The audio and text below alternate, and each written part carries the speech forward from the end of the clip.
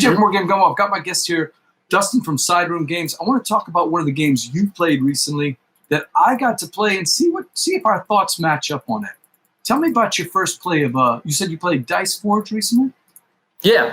Actually, my friend owns it, and then we were sitting at lunch. I think it was like a Friday, during the lockdown. And he's like, "Hey, let's get on Board Game Arena and play something." And so we set up a game of Dice Forge, and it was fun. I enjoyed it. I had never heard of it really. I think I'd maybe seen a couple like pictures of the boards and stuff, but the implementation on Board Game Arena was really good, and it was fun. It was nice to kind of have that mix of luck, but also sort of strategic thinking about how you're going to try to plan for the event cards or the action cards down the road. And so it was fun. I liked it.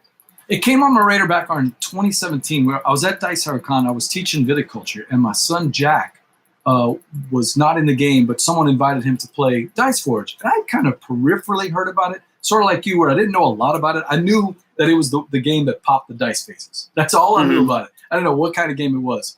After the game, he comes back and says, "Dad, really cool game. You need to try it."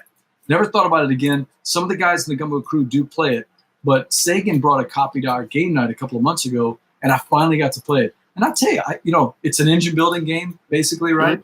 Yep. It's a dice building game, and that concept is really cool. The dice were a little bit fiddly, but I love the idea of constantly manipulating the odds. It felt like you had more control of the mitigation of the luck in the game. Did you get that same feeling as you were playing it? Yeah, for sure. It was nice because I was, and it was only playing it the one time. I felt like there's a lot of different ways you could build a strategy as far as how to build the engine. I was kind of building it more to get the victory points like immediately. Okay. And Alan was kind of playing to get some of the resources to go for some of the bigger cards later.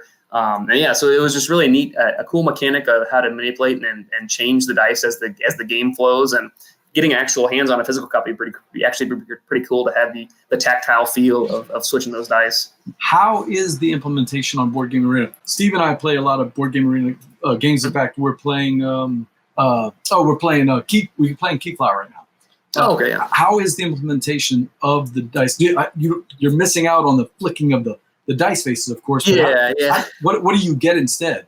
How do they implement? So I think the way it works is you basically have each of the faces are in like the different areas, and then you basically kind of drag and replace the new face with the old face, and the old face comes off. And so at all times you kind of see what the 6 faces of your dice are, and so then every time you roll it, you're kind of seeing what the results are, and then you kind of change them as you go from there.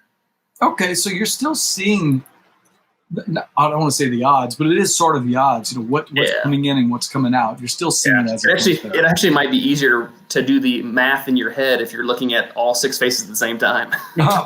I can believe that. And that is Dice Forge, something you got to play and you'd like to play in person, right? I actually haven't played it yet with Alan in person. He has a copy. He's of the group. He is the biggest junkie. He has a full game room at his house where he has multiple shelves, multiple walls full of games, and he has that one, but I have not played the physical copy yet. But I want to give it a shot again now that I've played the electronic one. Good choice.